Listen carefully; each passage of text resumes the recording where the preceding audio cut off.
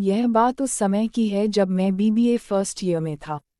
उस समय मैं मेरे कॉलेज के पास ही के एक हॉस्टल में रह रहा था। मुझे प्रतिलिपि पर हॉरर कहानियाँ पढ़ना पसंद था। मैं रोज़ कोई ना कोई हॉरर स्टोरी पढ़ता ही था, तभी मुझे नींद आती थी।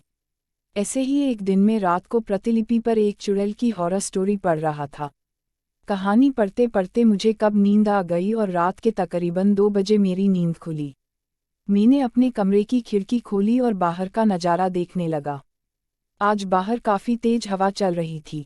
साथ ही मैं आपको बताना चाहता हूँ कि मेरे हॉस्टल के आसपास काफ़ी पेड़ पौधे हैं। मेरे हॉस्टल के आसपास कम ही लोग रहते थे। हॉस्टल के पीछे की ओर एक घना जंगल था। मेरे रूम की खिड़की जंगल की ओर थी। मैं अपने पलंग पर लेट गया और सोने की कोशिश करने लगा, पर मुझे नींद नहीं आ रही थी। थोड़ी देर बाद मेरी आंख लग गई। मेरी नींद एक खटखट की आवाज़ से खुली। उस समय मैं अपनी खिड़की पर पर्दा लगाना भूल गया था। बाहर एक हाथ दिख रहा था जो लगातार मेरी खिड़की के शीशे पर नॉक कर रहा था। यह देखकर तो मेरी हालत ही खराब हो गई, क्योंकि मेरा रूम तीसरे फ्लोर पर था। मैंने देखा कि बाहर जो कोई भी था, अब वो तेजी से खिड़की खटखटा रहा था। धीरे धीरे वो 2 हाथों से खिड़की को खटखटाने लगा। धीरे धीरे उसका वो मेरे सामने आने लगा। मेरी तो डर से हालत ही खराब हो गई थी। मेरे मुंह से न तो आवाज़ निकल रही थी और न ही मैं हिल पा रहा था। मैंने देखा एक झुर्रीदार चेहरे वाली औरत मेरी खिड़की के कांच से चिपकी है और लगातार मुझे ही देखे जा रही है।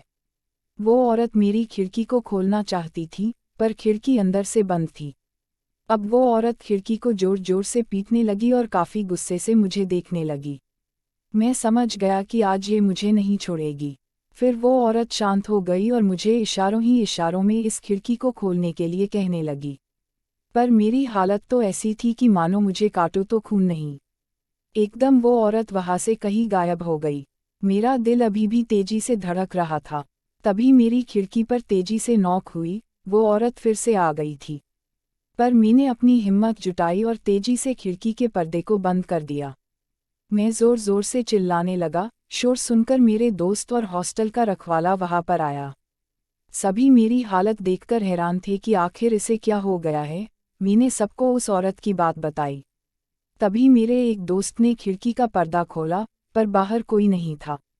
सभी को लगा कि मैंने कोई सपना देखा है, पर हकीकत कुछ और थी। मेरा चौकीदार रात को मेरा साथ ही सोया था, क्योंकि अब अकेले में मैं सो नहीं सकता था। उसने हॉस्टल के रखवाले ने मुझसे कहा कि भैया जी आपने उसकी आंखों में तो नहीं देखा ना। मैंने कहा किसकी आंखों में? उसी चुड़ैल की आंखों में। पर तुमको कैसे पता और उसकी आंखों में देखने से क्या होता? मैंने पूछा। भैया जी अगर आप उसकी आंखों में देख लेते तो अब तक आपको वो चुड़ैल अपने साथ ले गई होती।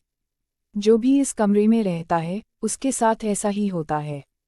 इस हॉस्टल से 1-2 बच्चे गायब भी हो गए जिनका कोई पता नहीं चला।